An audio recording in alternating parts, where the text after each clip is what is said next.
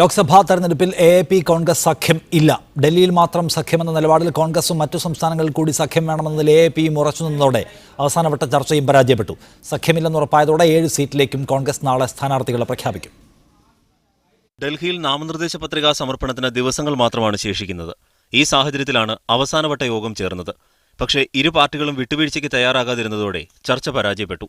ഡൽഹിക്കൊപ്പം പഞ്ചാബ്, ഹരിയാന, ചണ്ഡീഗഡ് എന്നിവിടങ്ങളിലും സഖ്യം വേണമെന്നായിരുന്നു ആം ആദ്മി നിലപാട്.